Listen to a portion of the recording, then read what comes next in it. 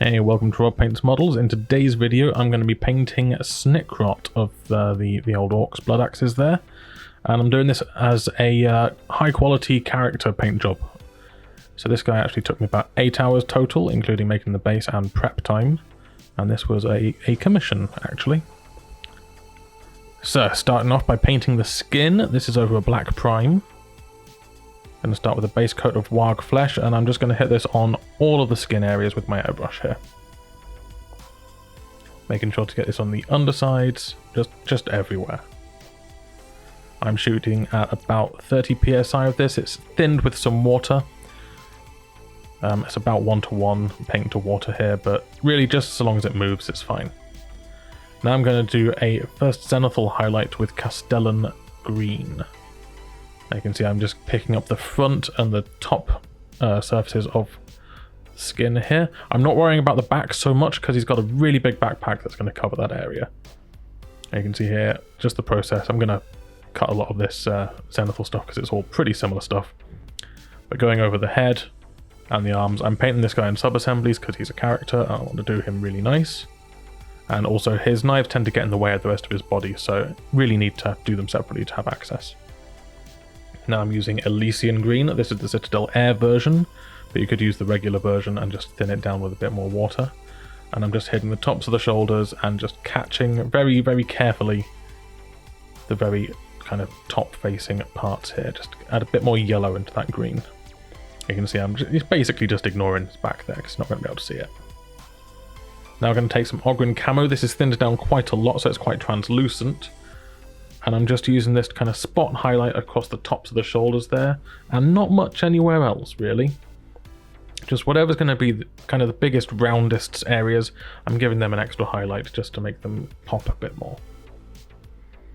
Now I'm going to use some flayed one flesh, and this is thinned down a lot, and I'm actually shooting at about 20 psi here, just to catch the middle of the shoulders there and the top where the spine is, and across the knuckles as well. Anywhere where I'm going to be painting the Cadian flesh tone, which is coming up next, I'm hitting with this as well, just kind of to prime it and blend those colours in together. On Orc Troopers I wouldn't bother with this step, but because he's a character I'm going that extra special bit. Also catching the tips of the ears as well, just to make them really pop. Oh, I said Cadian flesh tone, I meant Kislev flesh. And I'm shooting this in anywhere where there is either a wound or where I think a lot of blood vessels might be close to the surface. So that's usually elbows, if the elbows are tight, across the knuckles, and on the pads of his fingers, and around his mouth.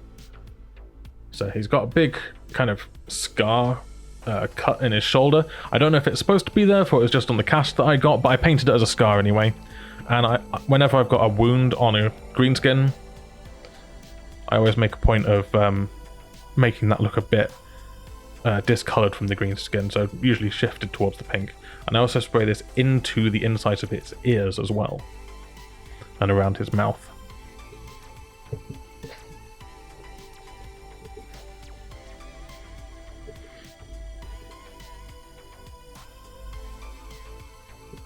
Now I'm going to go into some Ogryn camo, and I'm just going to do some highlights. I've thinned this down so it looks brighter here than it actually is, because it's going to dry a lot more kind of transparent than this. So I'm just kind of picking up kind of the veins and the tendons that are all stretched, and the tops of his ribs, anywhere that kind of looks like a sharp edge that just needs a little bit more definition. And I'm also going to blend together some of those layers of the airbrush as well, because it does tend to leave like little micro dots from the spatter from the airbrush, and I wanted to smooth those out as well so you couldn't see them.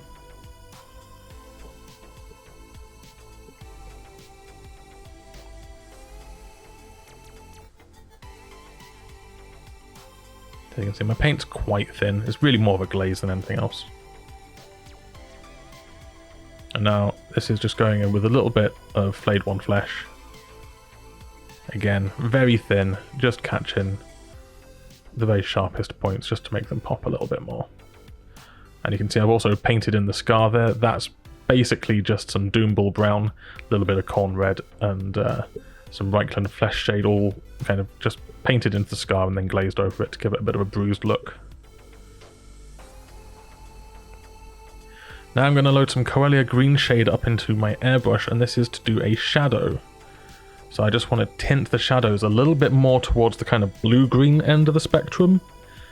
So I'm just using this to spray it on the undersides of all of the model parts, and this will just shift them a little bit more blue, which will make the shadows a bit colder compared to our warm highlights.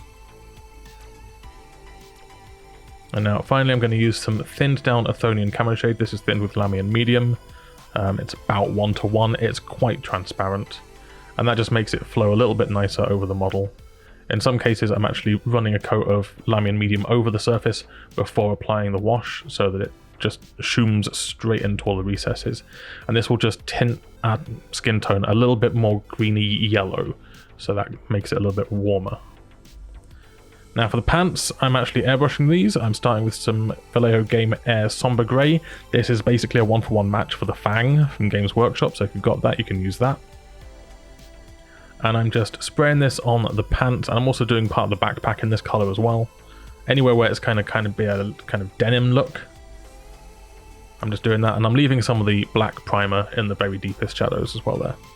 Now I'm using some thinned down Ultron Grey, and this is thinned down quite a bit with water in order to make it very translucent. You can see there, it's very translucent.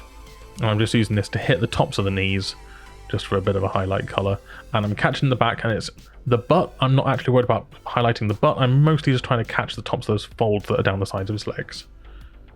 And now again, I'm using some thinned down Nuln oil to put a wash over all of the pants in order to give it a nice dark shadow. And also to knock back those top highlights a little bit, because they're a little bit brighter than I wanted.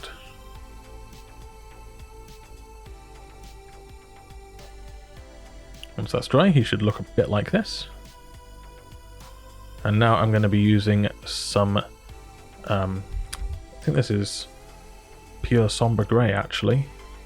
I'm just using this to edge highlight the folds and the creases, just to pick them out a little bit more, give them a bit more definition.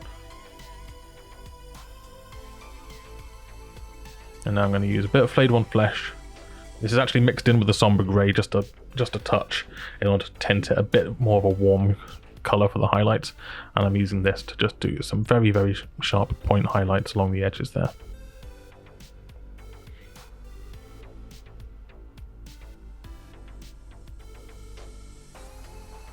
Now I'm painting all the stitches with Rakarth Flesh. I haven't really thinned this down very much. It's not straight from the pot. It is watered down on my wet palette, but it's kind of thick so that it stays exactly where I put it when I just touch the edges of these stitches with the side of my brush.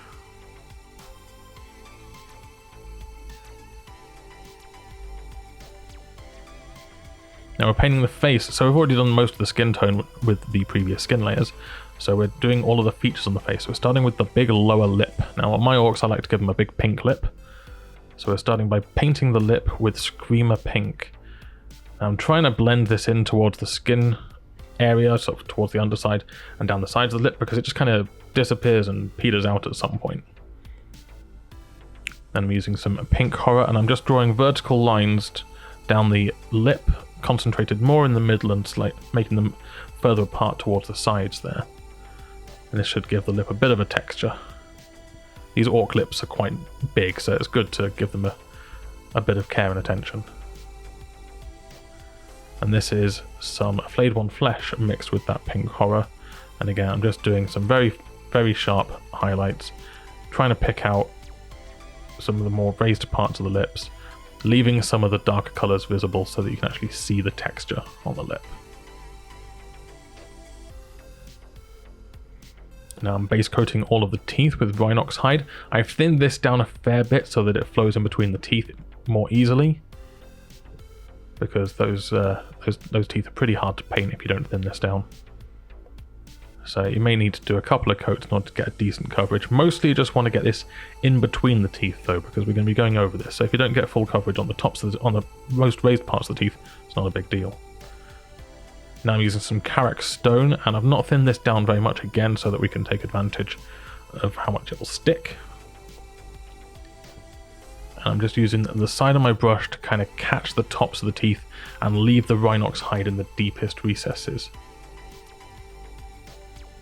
Now I'm taking some Shabti bone, and I'm going to just highlight the pointiest bits of the teeth with this, leaving some of that Karak stone visible and making sure that all that Rhinox hide between the teeth is nice and clear.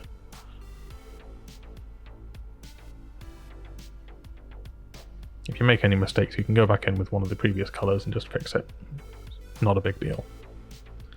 Now for his goggles, I was going with a kind of Splinter Cell night vision type dealie. So I'm first edge highlighting everything with Mechanica Standard Grey.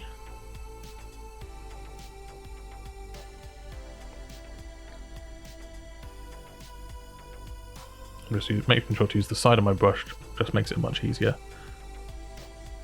And now I'm using some Administratum Grey in order to give us a top highlight. And I'm only doing the Administratum Grey highlight on the upwards facing surfaces, so the edges that face our light source.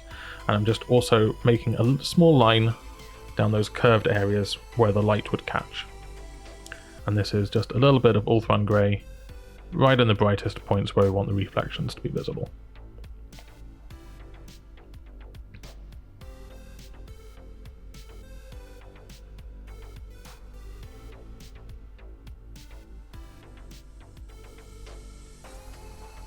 Now I'm going to base coat the 3 big lenses with Caliban Green.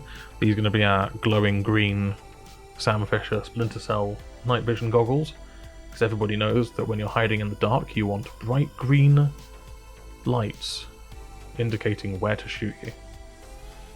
And of course this makes perfect sense to orcs. So we're just going to base coat those with Caliban Green, and then I experimented here. I used some of this Green Stuff World fluorescent lime paint, and it is so thin, it is so transparent that it would have taken me about 100 coats to get coverage with this with a paintbrush. And this was neat straight out of the bottle with nothing added to it. And it's so thin it was like doing a glaze. So I don't actually recommend using this. I recommend basically skipping on to the next step, which is going straight to using Moot Green. It took me about 20 coats to get anything close to decent coverage. So this is Moot Green. I'm using the Air version, but that's just because that's all I had. I recommend using the Layer version. And we're just painting this inside our green areas. So we want the very center of our light source to be the brightest point. And so we're going up through the colors. We're shifting towards yellow as we go. This is a mix of Iriel Yellow and Moot Green. And we're just glazing it into the middle of the eye. So we're going all the way around and pulling the paint into the middle of the eye. It's quite thin so that we get a smooth transition. And then on the really small ones you can just kind of put a little drop in the middle of the lens and let it just kind of sit there and dry out. This is some thinned down Iriel Yellow. As you can see, it takes a few coats with the glazes to build it up to this color, but it's worth it. And just put a little dot of Iriel Yellow in the middle. Gives us our nice bright yellow light. Iriel Yellow actually covers pretty well, which is quite surprising for a yellow. And this is just a small dot of Dawn Yellow right in the middle.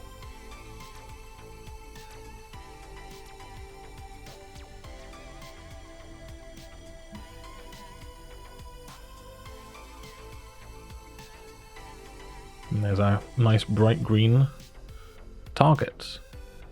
Now I'm going to paint the 2 smaller lenses with Rhinox hide. I'm going to do these in a kind of red infrared emitter type deals.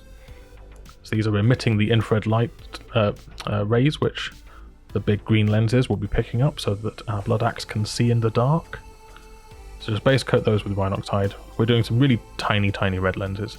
So we're going from Mephiston Red through Evil Sun Scarlet up to Wild Rider Red and eventually topping it off with Fire Dragon Bright.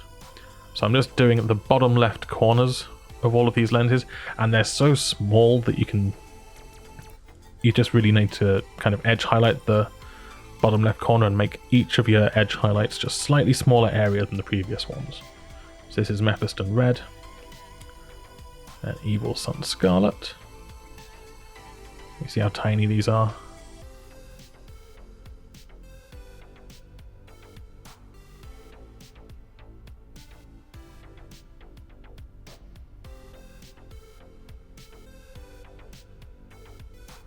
And then Wild Rider Red, again just a smaller area than the previous one. Almost getting right down to just being a little dot, because these are such small lenses.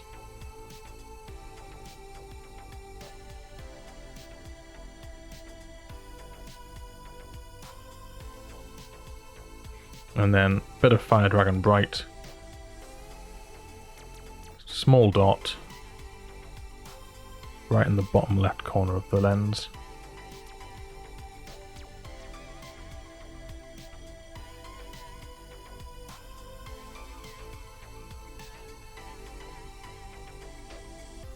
And then to finish it off, a little dot of white in the upper right corner.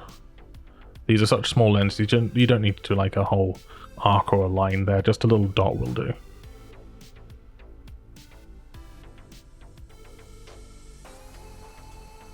And that's our lenses and goggles done.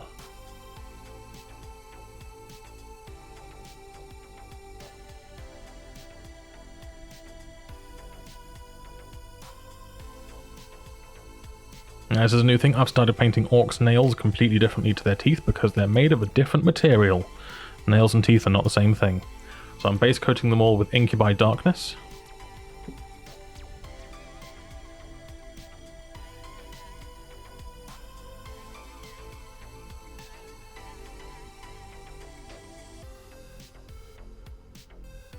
And don't forget the underside of the nail. And then I'm going to highlight them with Cabalite Green. Just leaving a little bit of that Incubi Darkness in the cuticle area. Towards the bottom of the finger there.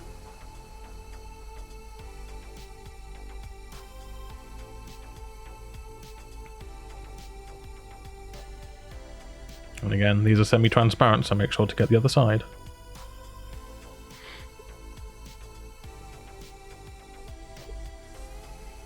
And now we're going to do an eye highlight with Sybarite Green, and this is just going up the edges and across the top, where if you look at your own nails you should see a little band of white, which is where the there's no flesh underneath it, so that's the actual colour of the nail, if you will, kind of what you can see through. And then final highlight with Gauss Blaster Green. This is just the very, very top corners and right across the top of the nail, which makes it look nice and sharp.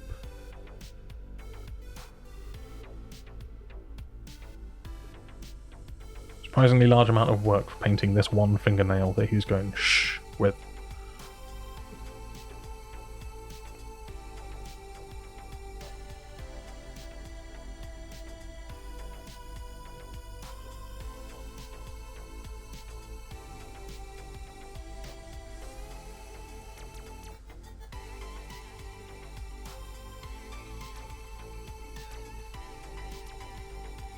Now we're on to painting his knives. These are kind of big features, so I want to make a big deal about them. First off, I'm going to base coat everything with Rhinox hide, and in this instance I'm doing anything that is going to be rusty, and anything that is going to be leather, I'm base coating at this point with Rhinox hide.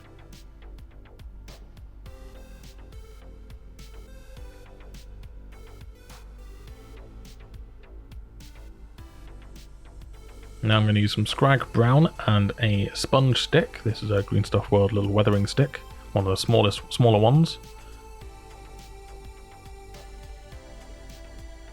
And you may have seen me use this technique before in some of my other Orc videos. Just sponge it carefully over the areas you want to be a bit rusty. Doesn't matter if we get it on the dog tags, around his wrists, we're going to be painting those later. Now I'm going to use some Avalon Sunset, because it's always good to have multiple colours in your rust. Same deal, just slightly smaller area.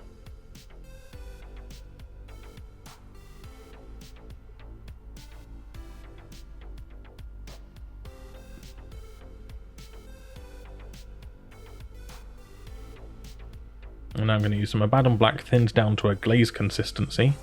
And you can see I'm just glazing in on the curve of the blade there, putting a little shadow in our rust.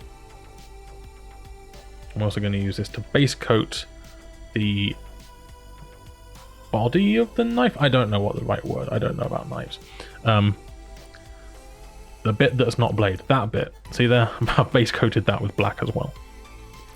So now I'm using Somber Grey. Again, you could use the Fang for this. And this is mixed in with some Abaddon Black to create a really nice kind of just slightly off black, slightly bluish tone. And then I'm mixing in a little bit more Somber Grey, just making it a little bit lighter. And I'm just kind of wet blending this, slash glazing, to create a nice gradient from the black into a lighter colour. And I'm just feathering out some black here just to smooth over that blend a bit.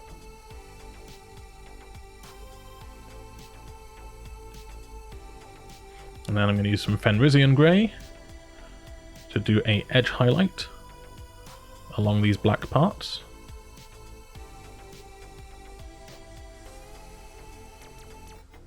So again, using the side of my brush, going all the way around. Make sure to get that little finger guard. Again, don't know what all this is called.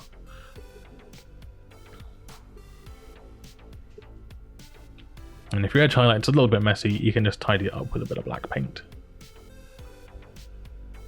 Now I'm using some Blue Horror just to do my brightest highlight, which is just going to be along the top edge of the blade. And anything, again, pointing towards our light source.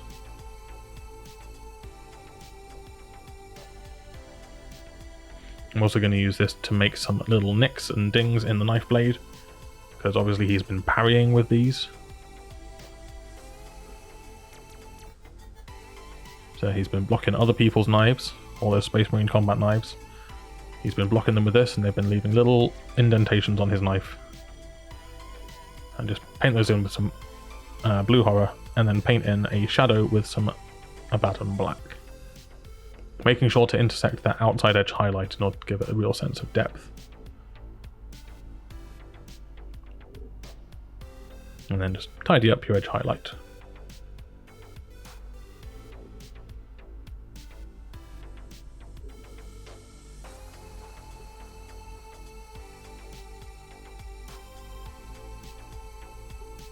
Now onto the boots and the leather parts. Now I did the boots slightly differently to how I did all the rest of the leather straps. I base coated them with Mournfang Brown rather than Rhinox Hide. You can see the difference there. It's a much redder, more red-brown, brighter colour. More orange, I guess, actually. And I'm going to highlight this with Cadian Flesh Tone. So I'm actually got a 50-50 mix of Mournfang Brown and Cadian Flesh Tone here for my first highlight. Just painting all of the raised areas, leaving the Mournfang Brown in the recesses. One of the good things about doing leather is that if you actually do a little bit kind of rough and sketchy, it actually adds to the effect. A perfectly smooth blends on leather tend to look a little bit weird. You actually want some texture in there. I also chose a slightly orangey brown in order to kind of complement the blue of his pants. Now this is just some pure Cadian Flesh Tone. I'm just doing the exact same thing in a slightly smaller area with slightly thinner paint. And the final step is Pallid Witch Flesh. This is the kind of the bare raw edge of the leather, as well as the brightest reflection point.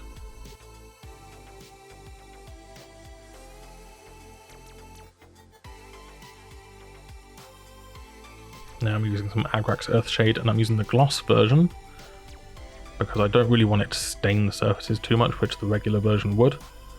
And the gloss version will just go into the recesses much easier. And it will also dry a little bit darker than the regular Agrax Earthshade will. And it doesn't matter if it's got a glossy finish because we're going to matte coat this entire model before we do the metallics. Now we're going on to the other leather parts, the darker brown leather parts, which are based with Rhinox Hide. And I'm going to start with Scrag Brown, and I'm just going to do, since all of these are straps, I'm just going to go around the outside edges and paint a line down each of the edges.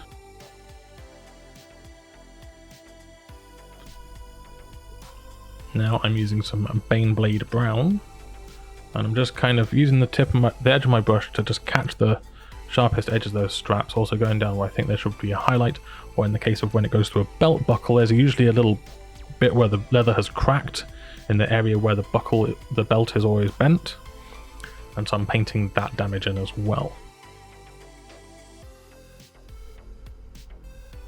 Now on to painting the trophies that he's collected. And I'm base coating all of this with Rakarth flesh.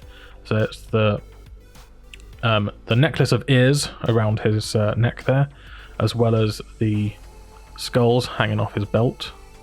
I originally started off just painting the string or rope with Rakarth flesh, but then I decided I was going to base coat all of it with Rakarth flesh. And then I'm going to wash it with some Nuln oil. I recommend you actually thin it down a little bit more than I did here, because it does tend to stain quite a lot, and you just want it to give it a little bit of shadow. You don't want it to make the shadow areas completely black. So I actually ended up having to tidy this up with some more Rakarth flesh afterwards. So I suggest thinning that down a fair bit. Now I'm using some pallid witch flesh, and I'm just going to do a quick dry brush on the skulls, just top to bottom. Just like that. And then tidy it up and catch the sharper edges with my paintbrush. These are going to be almost completely obscured by his big knife, so it's not a big deal to paint these particularly well. Now I'm using some titanium white, and I'm just going through and I'm doing the edge highlights on all of these skulls.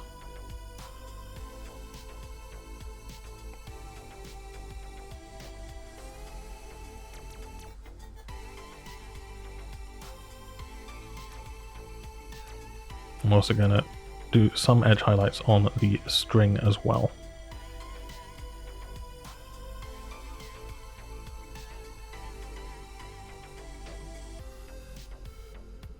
Now I'm using some Seraphim Sepia to give these skulls a little bit of colour.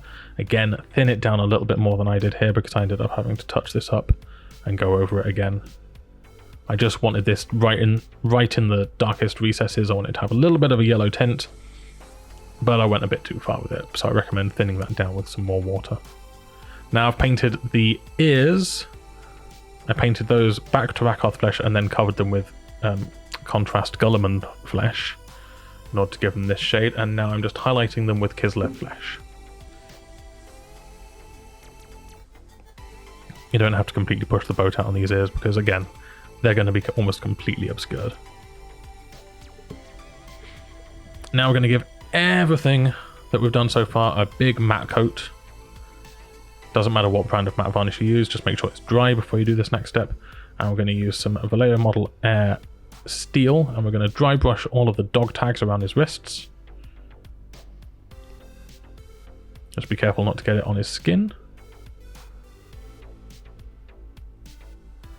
And then we're going to use regular paintbrush to paint in the dog tags with a much brighter colour. This is the same paint, it's just that when you apply it via a dry brush, it's usually the shine is dulled down a little bit.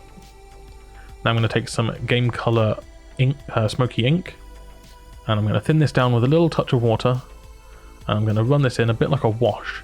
This tends to give a really nice kind of greasy look to metallics that you apply it over. So we're going to apply this over all of the dog tags,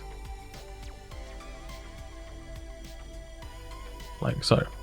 Now on the rest of the metal areas, including the knife blades and also the arm on his boots and a lot of stuff on his backpack like the stick bombs, we're going to be sponging on some VMA steel around the edges, and then on the knives in particular, we're going to be painting some scratches on with that same paint.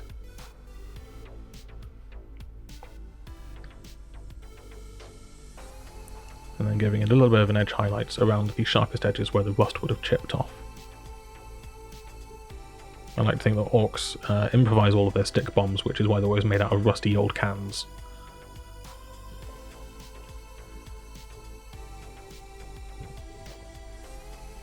And that's pretty much it. We're going to do some finishing touches here. So I've got the model on his base that I made,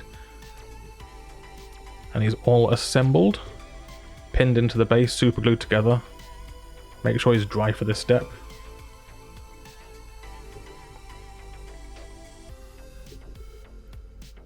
So we're just going to kind of integrate him with the base a little bit and do some final touch-ups. So taking some Fire Dragon Bright, thin it down with some water. I'm just going to paint some kind of brighter rusty spots onto the weapons and some of the other metallic parts, just to give them a little bit of extra detail.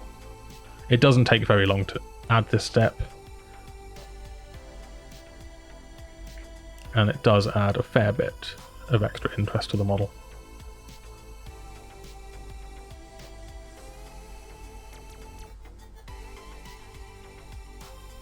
It goes on a lot brighter and tends to dry a lot more translucent than you're seeing here.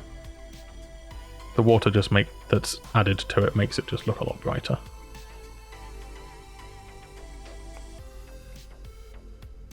So you can see on his little grappling hook, I actually just painted that VMA steel pretty much straight up, and then just gave it a little bit of a wash with the smoky ink, and it gave it a nice kind of clean but used look. Now I'm going to use some Forge World weathering powders. This is light rust, and I'm just using an old brush, and I'm just applying this fairly generously over the base and his feet. Now it looks pretty extreme at this point, but this stuff has a tendency to go a lot more transparent when you apply varnish over it to seal it, so don't worry about that too much. I'm also going to apply a little bit of dry mud again, just to make the base look a little bit more muddy, like dirt's been tracked in, and again just to integrate his feet with the base a bit more.